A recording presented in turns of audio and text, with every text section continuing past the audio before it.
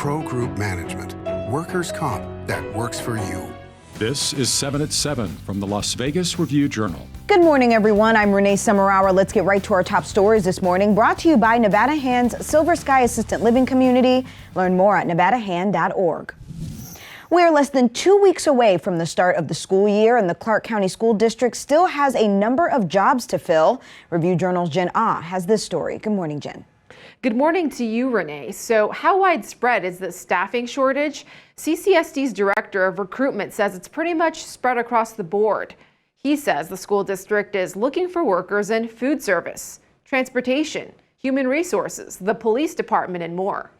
There is an interest of people out there in the community to get back to work, and we're very optimistic about it. When it comes to the substitutes, we're still processing those applications. I looked at the applications yesterday, and there were a couple hundred of them out there. As of Wednesday, the school district's hiring page includes more than 700 job openings. CCSD plans to hold a job fair on August 3rd at Western High School, which may include on-site interviews and on-the-spot hiring. Renee? Meantime, lawyers for Zaon Collins are appealing a decision to uphold charges against him in a deadly wreck. They say the Clark County District Attorney's Office should not have pursued felony DUI charges against Collins after a grand jury refused to return an indictment on that count. Last week, a justice of the peace refused to dismiss charges against the former Bishop Gorman basketball star.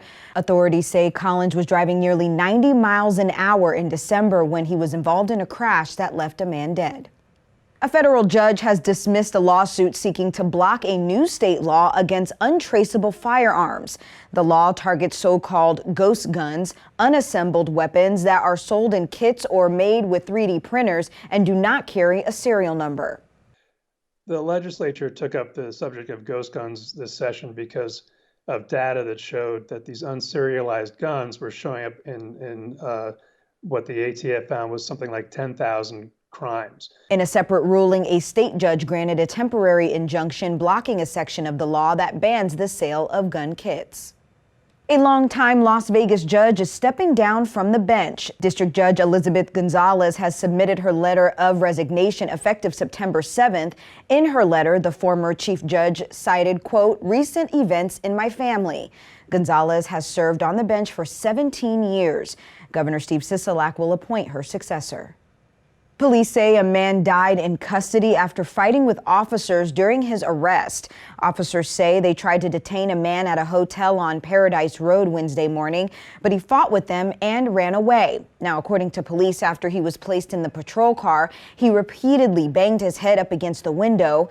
When he was taken to Clark County Detention Center, where medical staff later found him unresponsive, he died at University Medical Center. Now it's time to take a look at your local weather forecast, sponsored by 1 Hour Air. No matter the season, no matter the reason, 1 Hour Air is here for you. After a couple days off from the rain, it's returning this afternoon. A 10% chance of isolated showers and thunderstorms after 1 p.m. today. High still sitting around 105. Those rain chances will increase by the evening. For the rest of the week, we'll see temperatures dip, giving us some relief because of that rain. Scattered showers and thunderstorms forecasted into the weekend, mostly on Friday and Saturday. In your sports news, on Wednesday, the Golden Knights signed defenseman ALEC MARTINEZ to a 3-year extension with a $5.25 million average annual value and a modified no-trade clause. It was a long process, but obviously, really happy to get things done and to be back. The 3 years, that was important to me. Fortunately, I was able to get it. And as for the squad, obviously I think the past couple of years we've been really, really close. I think that, although we came up short, I was proud of the way that they handled everything last year. And, I'm excited to get going again and take another crack at this thing. In your entertainment news, sponsored by DiscoverYourNevada.com, brought to you by Travel Nevada, there's no question the pandemic hit the local entertainment industry so hard, but a federal grant program is helping those venues recover. The Small Business Administration says the Shuttered Venue Operators Grant Program distributed $121 million to over 150 venues in Nevada. Among the beneficiaries, the Smith Center received $10 million, and so did the company behind the Life is Beautiful Festival. $10 million is the maximum amount available for a single grant. In your health news, sponsored by Forum Dental Love Your Smile Again, MGM Resorts has a new policy for unvaccinated workers. Those who haven't shown proof of vaccination not only will have to be tested regularly for COVID-19, but they will have to pay for it. If you get tested on site, it's a $15 copay. If you go off site, you'll have to bring back proof of a negative result, and home test results won't be accepted. The Culinary Union says it supports the policy and it encourages everyone to get vaccinated. Sports betting sponsored by Las Vegas Paiute Tribal Smoke and Cigar Shop. Oklahoma State's Cade Cunningham is an overwhelming minus 10,000 favorite at the Westgate to be taken with the first pick in the NBA draft today.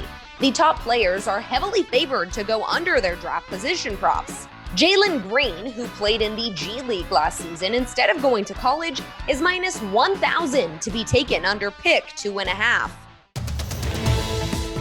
In your business news, sponsored by Bank of Nevada, Bank on Accountability, a downtown Las Vegas casino could be back in business soon. Boyd Gaming says it is looking for the possibility of reopening Main Street Station later this year. Executives say downtown visitation numbers are heading in the right direction.